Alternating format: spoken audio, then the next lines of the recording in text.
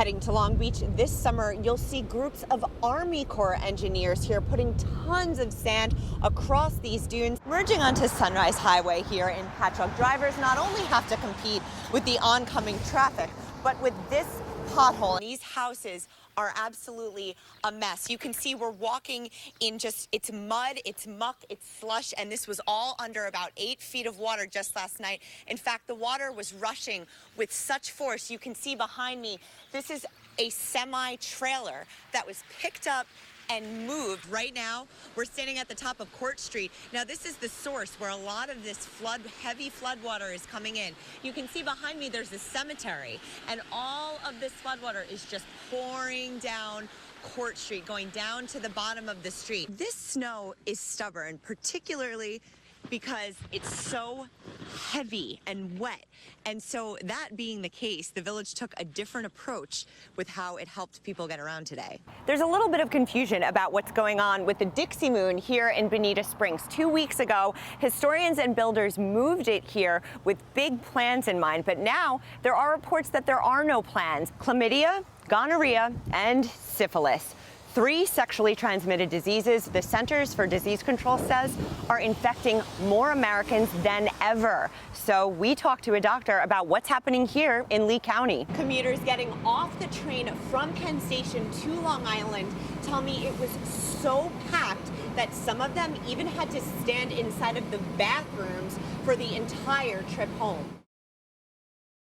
Right now, and these houses are absolutely a mess. You can see we're walking in it's mud, it's muck, it's slush, and this was all under about 8 feet of water just last night. In fact, the water was rushing with such force. You can see behind me, this is a semi-trailer that was picked up and moved. If you can imagine, it's hard to wrap your mind around the fact that this water came in here with so much force that it was able to move a semi-trailer, and it's crushing a van.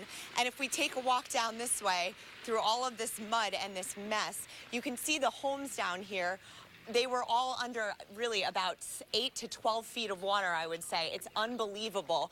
I just spoke with a woman who had to be pulled out of her top window with her 2 kids. She was rescued by firefighters, and she just couldn't believe what was happening. This whole thing seems like a dream to these people. They're just having a hard time telling me they feel numb. This is so hard to process. And coming up, we're going to show you a little bit more of what the inside of these houses look like. And I tell you what, Rebecca and Pat, it's hard to look at. I mean, these people have lost everything. Right now, we're standing at the top of Court Street. Now, this is the source where a lot of this heavy flood water is coming in. You can see behind me, there's a cemetery, and all of this flood water is just pouring down Court Street, going down to the bottom of the street. Now, earlier this morning before 5 a.m., emergency crews were already out there placing sandbags, trying to divert this water from a side street that was hit really hard by the flooding on Tuesday. So crews are all over town. They're all in place, making sure that they're focusing on the areas that were hit by that violent storm that they saw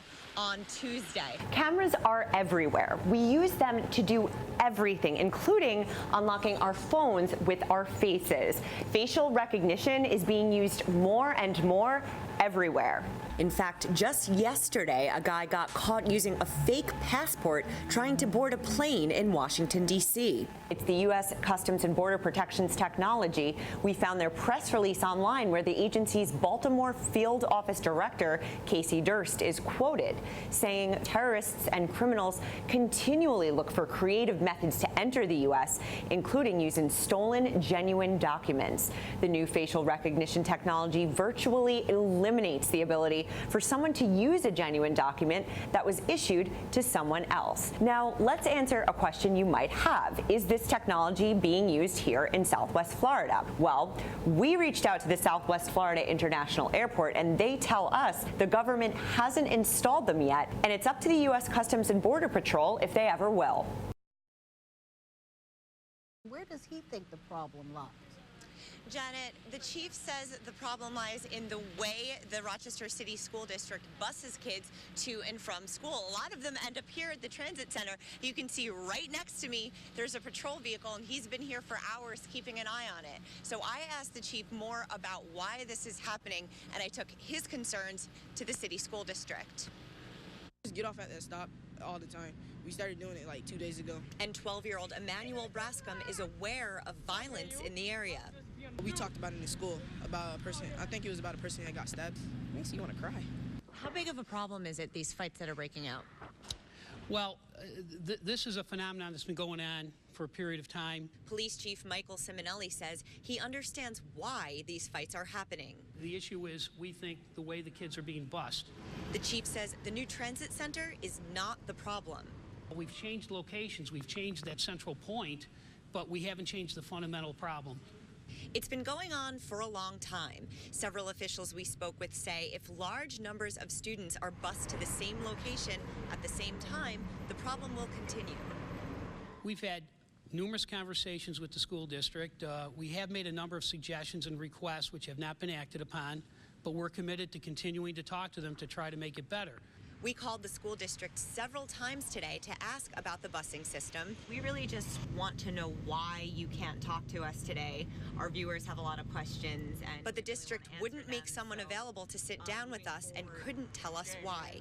One school board member did step up and talk about it, Board of Education Vice President Cynthia Elliott. Has the district sat down with the RPD and the transit center and talked about this and talked about this violence? I think there has been some discussion, but there's going to have to be more. Elliott says she's going there to spend some time. So I can have a clear understanding.